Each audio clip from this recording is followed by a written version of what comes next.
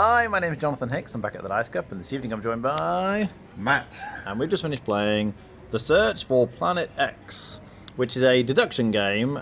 You can see this is meant to represent the night sky, so there are a bunch of sectors. Each of these sort of parts of the wheel, if you like, are sectors, which are numbered 1, 2, 3, all the way around to 18. So there are 18 different sectors, and each sector there could be different things. There could be, behind the little screen here, we could have comets. There are 2 comets. There are 4 asteroids. There are 4 dwarf planets. 5 sectors are just completely empty. There are 2 gas clouds, but one of the sectors has Planet X in. And obviously, from the name of the game, we're trying to find where Planet X is. And you've got your own little sheet here, and this sort of represents the thing in the middle. But you're sort of annotating these. You can see I've sort of crossed out when I've realised it's not going to be one of these things. I've circled it, so I'm fairly sure there's a gas cloud in Sector 9, for example. So you're gradually trying to work out until eventually you figure out where Planet X is, and I, by the end of the game, figured out it was in Sector 14. But the way you play the game is there's this kind of patch-up mechanic for turn order. So around the outside of the board, whoever's last, so in this case blue, would get to take their turn, and they can do one of 4 things.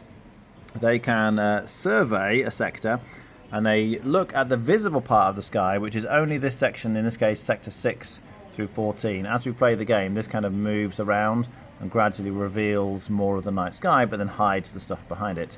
So if it's here, let's say, I could survey sort of 8 through 13 and ask how many of a certain type of thing are there, so maybe how many gas clouds are in there. And to do that, you use an app. Now, just before I show you the app, there is a little setup thing. So once you've loaded the app, you all kind of use your own phone, although you can share one if you want to. But at the start, you can pick a difficulty level. You get some intro facts. So if we go for beginner, we would get 8 facts. And it would tell you, for example, Sector 2 is not a dwarf planet.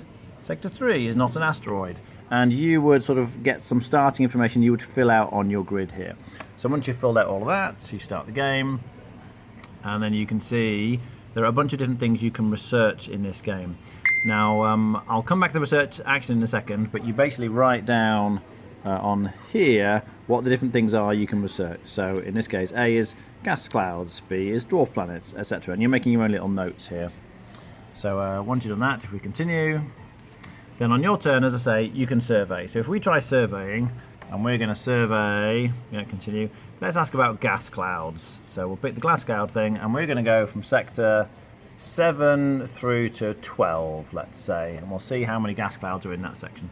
So you mark the survey section, so from 7 through to 12, and then that'll tell you how much time it's going to cost you. So in this case, it costs you 3 times. You have to move your little observatory 3 times, 1, 2, 3, around the edge of the board.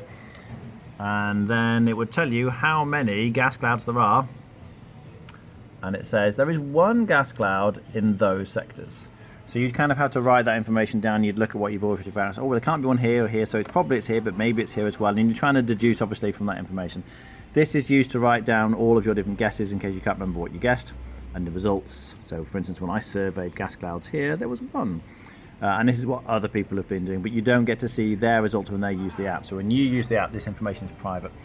Something else you could do is you could target. If you target something, it costs you 4 time, and you basically pick a sector, and you find out exactly what's in it.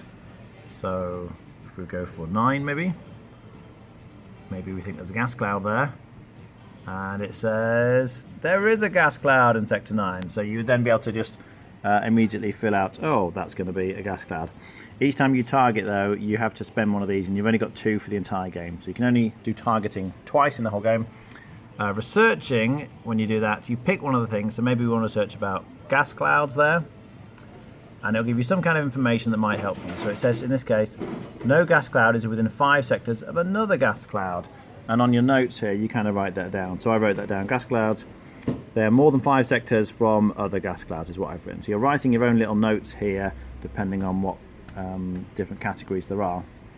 As the wheel moves round, every now and then it's going to cover up one of these little research things, and when that happens, you can start to put these tokens down. Now, we've got a lot of these tokens down already, but you'd have a bunch of them behind your board, and maybe you're like, okay, I think I know where one of the comets is, and I think I know where one of the dwarf planets is. So you pick these 2, and you kind of secretly reveal, say, okay, everyone puts them out and say, I've picked 2 of them, and then you put them face down on the end. So maybe I think this one, let's see what this is. Okay, I think there's a dwarf planet in 15, and the comets. Okay, I think maybe there's a comet in Sector 14. So you put these here, and then everyone else does the same, and then gradually they slide in.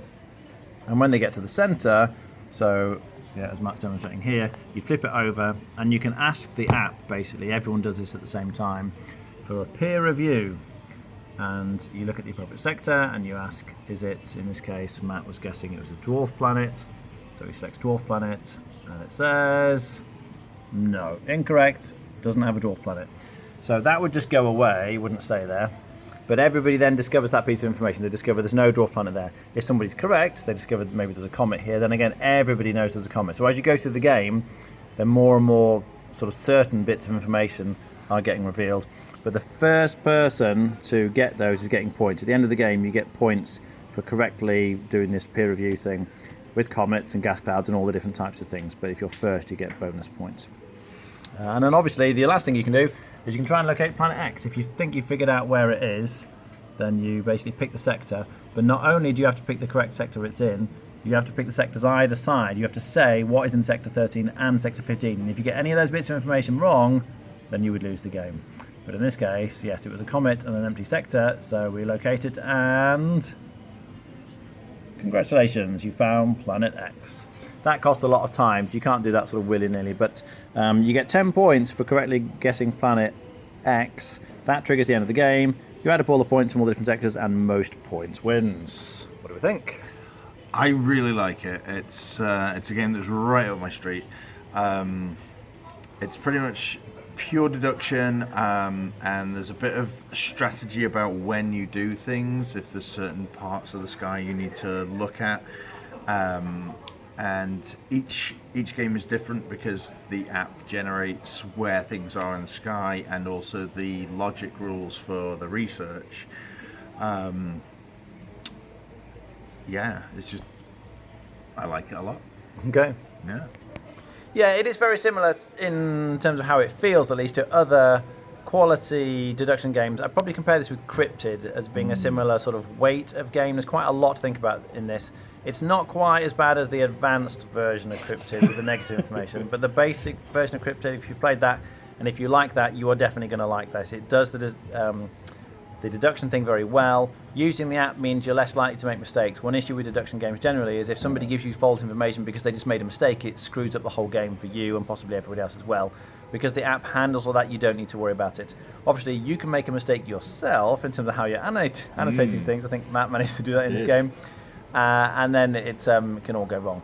But it's very satisfying. It's quite thinky, and there's more deduction as the game goes on. You realise, actually, this tells me a lot of information about all these other sorts of things as well, because there are certain rules, like asteroids always have to be next to other asteroids every game.